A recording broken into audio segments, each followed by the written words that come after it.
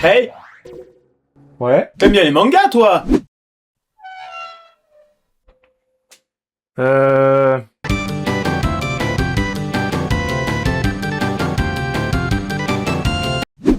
Perspicace. Et merci, répare!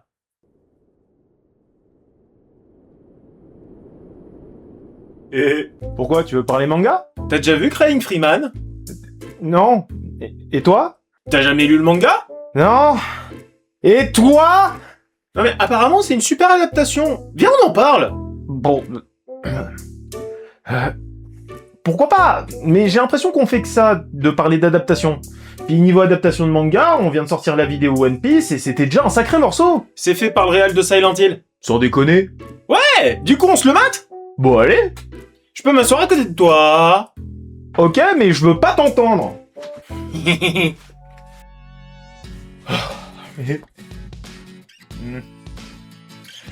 Je vous ai déjà un peu parlé de Christophe Gans. Le gars a une filmo assez exemplaire et... T'avais dit qu'il était français? Non mais tu cherches aussi.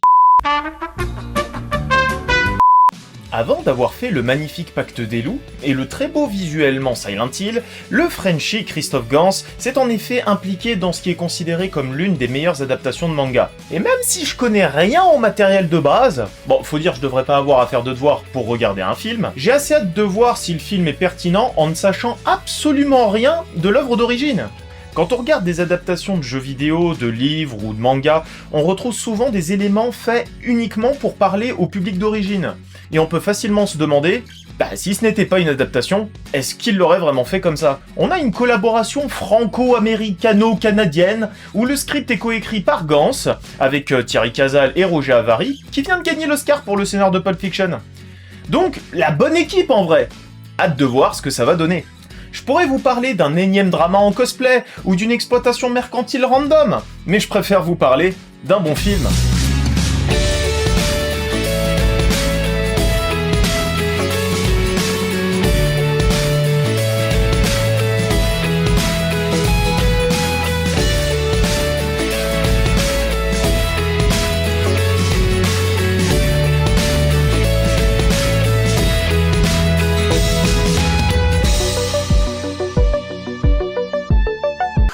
Après un générique sabre dragon tatouage du plus bel effet, ça a vraiment bien vieilli en vrai. On nous introduit les tétons de Marc Dacascos. Bah si, Marc Dacascos, c'est l'hawaïen qui joue le japonais dans John Wick 3. Je suis fan de vous. Même si techniquement il est japano-irlandais, philippin, espagnol. Celui qui a la voix de Woody en VF. Coucou. Bref, Woody Dacascos semble être un tueur. Enfin, d'après une madame qui va nous raconter tout le bazar. Regard cam fondu. Ok, c'est le trope du...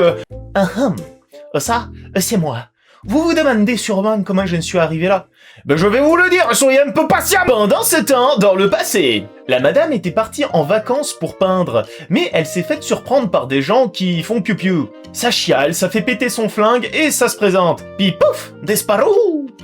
Pendant ce temps, dans le présent, on l'appelle le Freeman, et d'après Madame Peinture, il va venir pour la tuer. Bon, c'est la séquence d'exposition, on va le faire vite fait. Le Freeman en question, qui s'appelle Yo, est un tueur à gages chinois ayant pour but de quitter son organisation. Des suites d'un contrat, le Yo a éliminé un Jean, et son papa veut la seule témoin de la scène, qui apparemment est la cible de Yo, et le Yo est la réincarnation du dragon bouddhiste tueur, bref, c'est un guerrier giga trop fort de la mort qui tue. Les Américains ont 48 heures pour trouver la madame et tuer le Yo.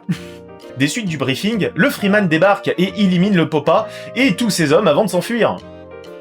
Le Popa et son fils étaient les boss d'une organisation Yakuza, et on a envoyé le Freeman pour faire le ménage. Ah, en fait le mec c'est un mélange entre Léon et John Wick. Ouais, ça a l'air. Mais au moment de finir le travail avec la témoin, le Yo est surpris par un tableau de la madame. La vache, elle a une bonne mémoire des visages quand même. De ouf! Pendant ce temps, dans le présent, la madame O'Hara, oui c'est son nom, se fait mettre la pression par les Wish parce que il t'a donné son nom, il va te buter, oulala. Pendant ce temps, bon du coup les flics restent dans le coin pour protéger la madame, et le gars rencontre une autre madame... Il y a deux sortes de gens qui travaillent la nuit. Vraiment? Je ne vous aurais jamais cru de ce genre-là. Attends, il vient de la traiter de p***. Ah, avec un tempérament pareil, tu m'étonnes qu'il ait pas conquis la Bretagne. J'attends encore un peu, mais il va s'en manger une dans la semaine, là. Ok. Pendant ce temps, Miss O'Hara dragouille le yo qui se met tout nu. Attends, quoi? Ah ok, bon, bah, gratos, hein. Oui, mais pendant ce temps, le Magnus, qui s'appelle Nita, discute avec Blade, qui s'appelle Ryu, bon, le mec qui veut buter Yo. Buter Yo pour devenir le boss des Yakuza. Ça fait beaucoup d'expositions, là. Mais pas le temps. Yo met un slip et se prépare à l'assaut des Yakuza. Salto bagarre, mais O'Hara se prend une balle perdue. Mais Yo refuse de l'achever. La vache, c'est décousu. Ou trop cousu, en fait. En vrai, là, il y a trop d'infos, sérieux. Ça a du mal à être fluide. Donc, on a un guerrier chinois tueur à gages, un groupe de Yakuza qui veulent la place du boss, une nana qui était juste là au mauvais moment, qui tombe amoureuse instant du guerrier chinois dragon, mais à côté, t'as le flic américain joué par un français qui connaît les Yakuza et une madame au pif et qui pécho le Yakuza. Et la O'Hara est dans un bail de que son papa est mort parce qu'en fait, il voulait combattre les Yakuza. C'est un bordel. Bon, le Yo fait pression pour pas tuer O'Hara et lui donne un moyen de le retrouver. 3 jours plus tard, la O'Hara s'échappe de l'hôpital et se rend au Japon. Pendant ce temps, en Chine, le méchant Yakuza, si j'ai bien suivi... Je suis le voleur, je suis méchant. Que je suis méchant. Ok, j'ai bien suivi. Part en inquisition à la recherche du dragon parce que... le gars est déjà chef, il a pas besoin de tuer le Freeman. Oh, et puis zut, bref. Pendant ce temps, 3 jours plus tard, au Japon, O'Hara s'est perdue dans les bois, mais grâce à son 7e sens de dragon, elle retrouve Yo qui fait d'un pot. Pendant ce temps, exposition, blabla. Le mec fait le topo à la chef, puis il doit dire à Yo de buter le méchant Yakuza Ryuji Blade, mais pendant ce temps, dans l'amour et dans le pré, Yo et O'Hara parlent poterie. Le montage de ce film est chaotique et... Sérieux, encore de l'exposition? Bon, c'est l'origin story, le mec était potier, et il s'est fait kidnapper par une vieille maquillée à la truelle. Il y a des récurrences quand même niveau maquillage de merde. Il se fait injecter un sérum d'obéissance, et c'est ainsi qu'il est devenu le soldat de l'hiver. Bah ouais, le gars, on lui dit le mot de passe et il obéit. J'y pense, ça aurait été bien de commencer le film là, parce que jusqu'ici, on pige rien et c'est un peu chiant. Bon... Mais vu qu'il a chialé en accomplissant sa mission, ça veut dire qu'il est le super guerrier de la mort qui tue, Donc du coup, le Morpheus local, qui s'appelle Ko, lui dit c'est quoi qu'il doit faire, et blabla, il est le Freeman. Retour vers le Présent. Le Yo se rend compte que le sérum il marche plus très bien, mais faut taper le méchant, donc go. Hein. Pendant ce temps, le Yo s'infiltre chez le méchant grâce à une fausse moustache, et le pire c'est que ça marche. Bon... Il a jamais vu son visage, je crois. Le flic français-américain découvre que, en vrai, c'est la madame qui gère tout. Mais le Freeman a le temps de cramer le méchant en toute discrétion, sans que tu sors ton flingue. Mais le Ryuji résiste au feu. Donc c'est le Morpheus qui s'en occupe pendant que le Freeman fait le ménage, mais au final, le Morpheus veut tuer Freeman. Mais il se fait tuer par Ryuji, qui finit par péter... Sans deck. Bon. Faut récapituler. J'ai récapépé le bédu. Yo était un potier qui s'est fait kidnapper par l'organisation du dragon car il a découvert l'existence du Freeman. Il devient lui-même le Freeman, réincarnation du dragon et tout de l'organisation.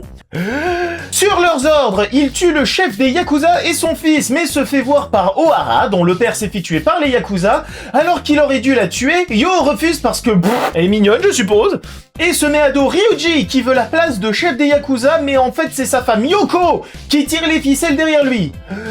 Yoko s'est rapproché du détective Neta qui travaillait pour la famille Hanada, les chefs des Yakuza. Les Hanada veulent tuer Yo, mais c'est aussi l'ordre de Ko qui doit tuer Yo car il a pas tué O'Hara.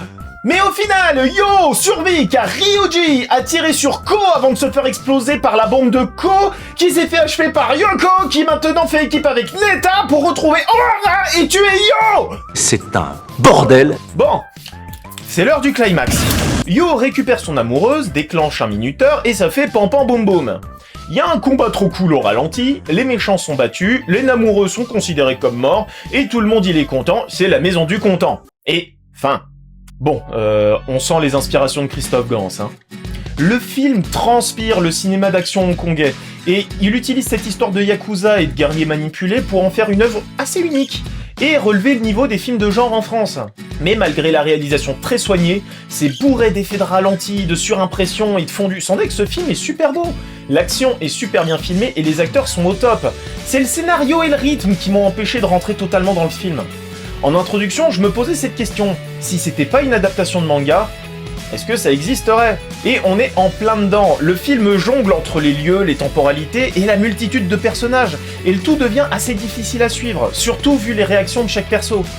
À mon sens, on découvre l'origine du Freeman trop tard. Du coup, on a du mal à avoir de l'empathie pour son histoire et le drame du tueur rongé par les remords. Ça vient de là, le crying Freeman.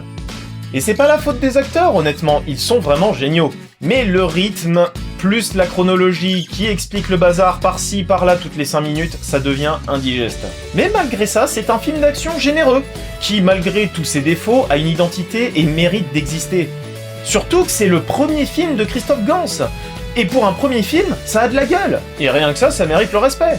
Alors si vous voulez un film d'action français un peu atypique, fait avec passion, n'hésitez pas à y jeter un petit coup d'œil. Merci d'avoir suivi cette vidéo. N'hésitez pas à vous abonner, partager, commenter et à insérer votre plus beau pouce. Sur ce, prenez soin de vous et de vos œuvres. Et au cas où on se reverrait pas d'ici là, une bonne soirée et une excellente nuit. Ciao.